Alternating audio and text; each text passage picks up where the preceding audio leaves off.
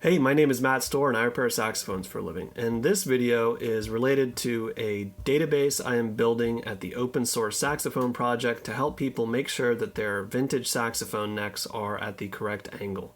Now obviously a saxophone neck is a compound curve, especially on tenors, that can be difficult to define with precision, but one measurement will do an awful lot if you're trying to find out if your saxophone neck has undergone the most common type of damage, and that is a pull down, where the tip gets pulled down relative to the rest.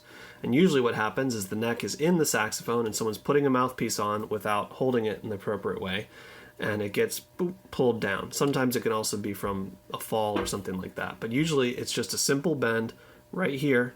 A lot of times there'll be a ridge or a dent, and this will be ovaled out, and this will be pulled down. And basically a repair person is going to pull that back up in a very specific and judicious way. Do not try this at home, despite videos on YouTube telling you to do so. That's awful. Don't do it. But if you are a repair person, it can be difficult to figure out if you've got the neck angle exactly right if you don't have another neck just like it that's undamaged in your shop to check it against. So, and especially in the case of vintage horns, you might not have a pristine Selmer Super Action to check against the one you've got a neck pull down on. Or you might buy a saxophone and wonder whether that neck angle is correct, particularly if it's been worn, because this has original lacquer on it, and it would be pretty easy to see there'd be a lot of speckling in the lacquer here if there was a severe pull down. But if maybe the instrument had been worn, or when people touch it this way, these edges can get, the lacquer here can get worn down, or it could be bare brass, or it could be plating, which doesn't really have that type of wear, and you might not know whether your neck angle was correct. So one measurement will do an awful lot to tell you whether that is correct. And the way I am doing it for my database, and the way you can do it if you want to measure against the database, or if you are a contributor to the database, this is how we are measuring it. Get yourself a flat surface, like a sheet of glass or this granite surface plate that I've got, and measure the distance from here to here. Just use calipers, do it really precise. Make sure that your cork isn't overhanging the ferrule on the end. If it is, you're just going to have to scrape it off to take that measurement.